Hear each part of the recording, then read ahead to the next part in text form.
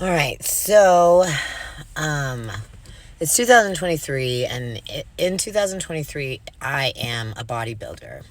I'm a coach. I am a fitness instructor.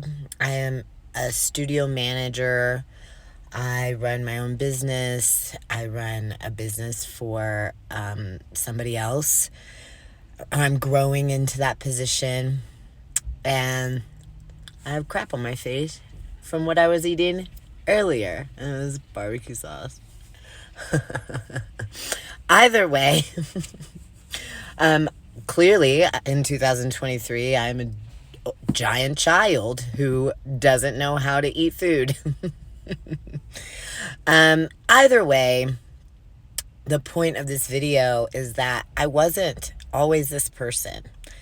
In 2003 or 2002, I was in drug rehab in Orange County, California. And I was plotting my escape, learning all the routes, how to get out of there as quickly as possible. And then finally, one day, something clicked and I didn't want to leave. I wanted to grow away from where I had been. When I walked into rehab that day, it was Christmas Eve. I went to my dad's house and found an intervention. My grandmother, my godfather, my dad, my stepmom were all there, and then some lady that I didn't know. And she took me on a plane to Southern California to change my perspective. And it honestly was the best thing that could ever happen to me. My lips were so chapped that they were bleeding and cracking. I weighed about 100 pounds. My ribs were showing, and my skin was very pale. I was very sick. I had sores and abscesses on my body from this or that. I was just a mess.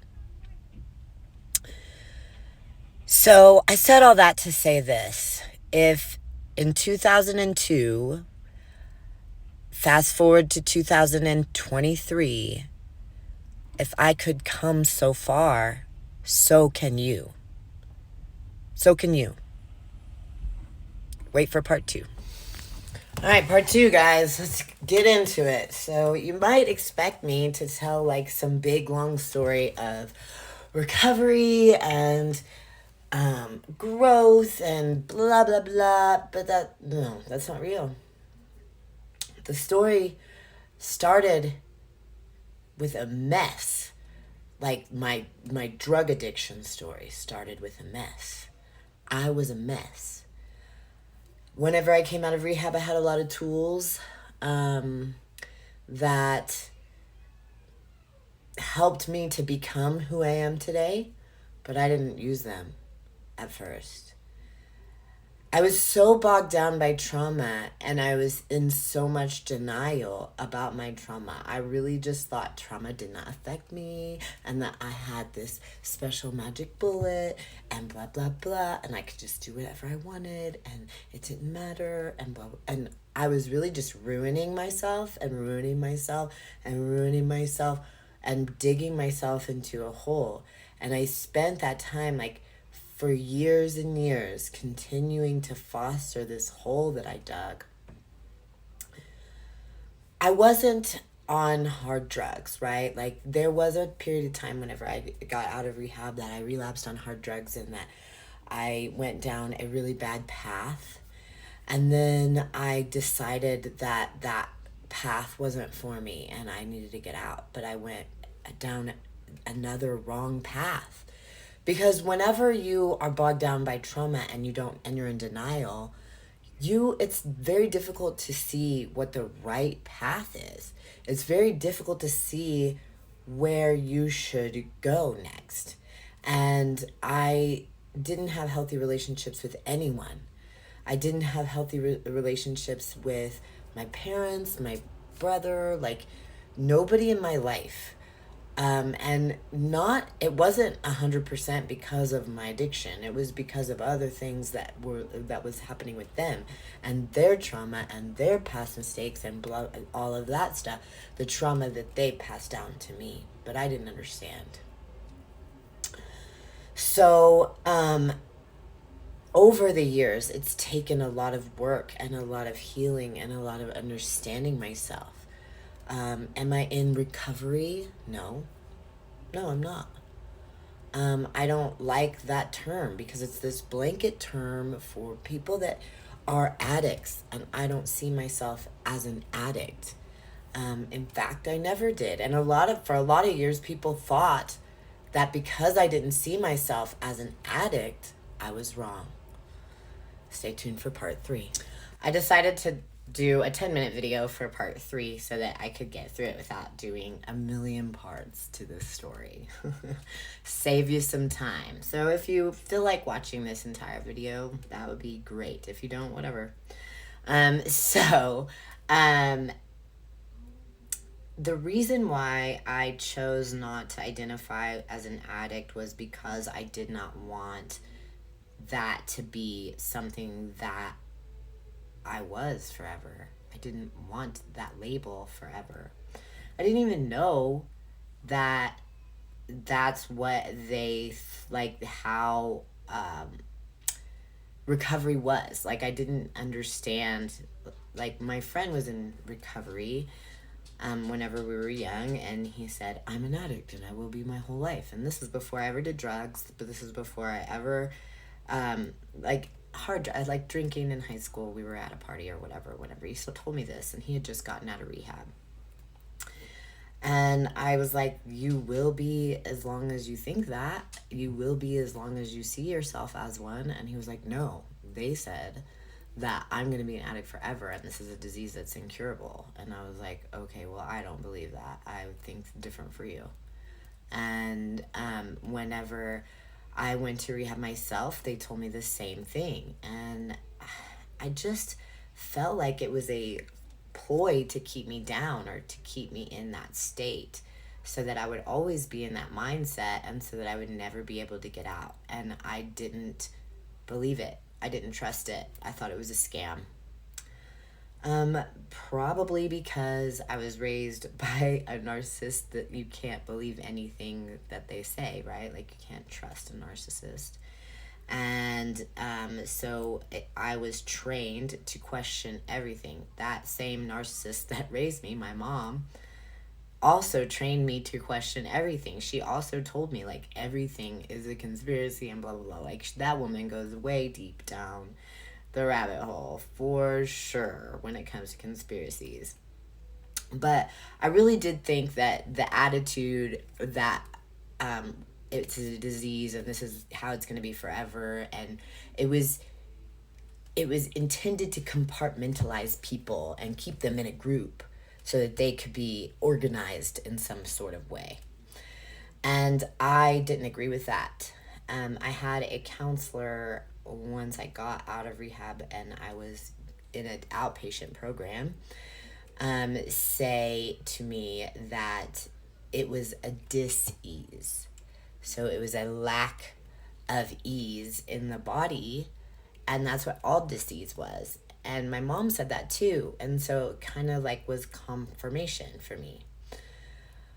So I really kind of embarked on this way to eradicate the dis-ease that I was suffering with. And I chose not to believe that narrative right away. Like, I was in, and the reason was because I was in NA in recovery, and at my 90-day mark, every single time, it didn't matter what group I was at, what was going on in my life, I would relapse. And I would not just relapse like go get drunk or smoke weed or whatever. No. I would relapse and I would go do heroin or cocaine or some ridiculous drug that was a hard, like I would relapse and be right back in the throes of addiction. And that just wasn't okay for me. Like, I just didn't, like, it, I felt like because of that, NA was not for me and recovery was not for me. So I decided to do it on my own. And pretty often they say, don't do this on your own. You need help, especially in NA and AA, right? And a lot, maybe part of it is to like keep it going so that people will have support, you know, like keep people there so that they will donate or whatever, get government funding.